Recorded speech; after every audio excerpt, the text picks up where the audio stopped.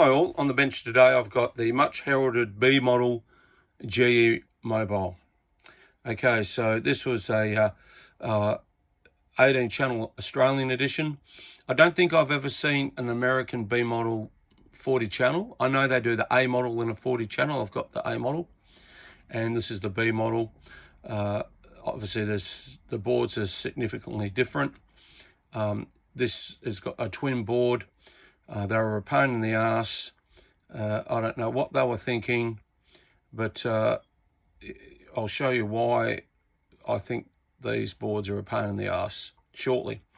Okay, so this is the 18 channel Australian version edition. I've just got it in. I've got the covers off. I've had the covers off, got the screws out, and I'll show you why in a moment. And yeah, it's coming in a really good nick.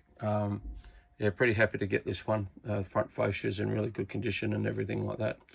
So I'll turn the radio on, and you'll notice the just pay attention to the channel selector. So it has a rotary encoder in it, and sorry about the refresh rate on the camera, but I can't do much about it. So I'll just quickly go through this because we'll get into the nitty-gritties of this radio. Everyone's seen them before.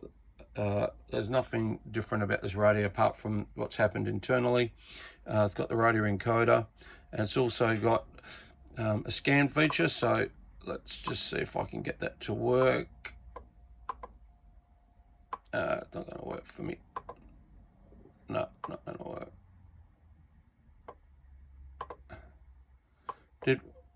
There we go. Sorry about that. Okay. So it's got a really cool scan feature. Look, I've led to believe it's a CB40V rotary encoder. I don't know a lot about them. Try to do a bit of research on them. I believe you can expand the frequencies and put a 5kc step in it. I'm not really interested in any of that sort of stuff. Yeah, it's fairly easy to fit by the instructions and set up. So yeah, so that's a really good feature. The radio itself is really good. It's got really good receive, and I was on it yesterday, and yeah, it was working really well. See if I can stop that now. I have to do. Sorry, as I said, I just got this, and for all those files, read the instruction manual. Isn't that right, guys? Okay, so yeah, nice and easy to use. It's a little bit flaky. Obviously not as good as the original 40 channel clicker that everyone wants these days. So what I'm going to do now, I'm just going to take the covers off the radio so you guys can see exactly what's happened to the inside of this. And this is a common problem with these radios. That's why they're a pain in the ass. I don't know if it's so much a design flaw, but this electrolytic capacitor here, and that's not the one that's been replaced.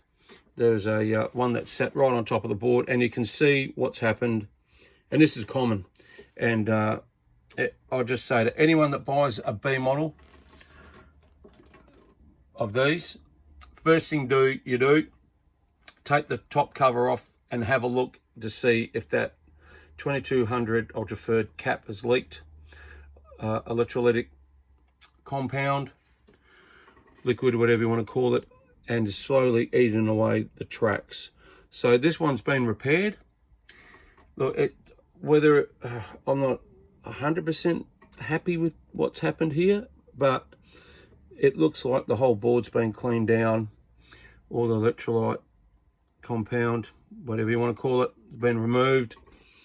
It could have been done a little bit better, I reckon. There's some real flaky, bodgy soldering going on there. They should have, looks like he's tried to, well, the person doing it, so I tried to solder a new track in. I just would have used a proper jumper myself personally, like these ones here. I'm not too sure why that wire there goes all the way around, and could have gone straight over from there. Oh, sorry about the finger, straight over to there, but each to their own. It works, put it that way. If we have a look, what else has happened to it? There's the inside of the rotary encoder there.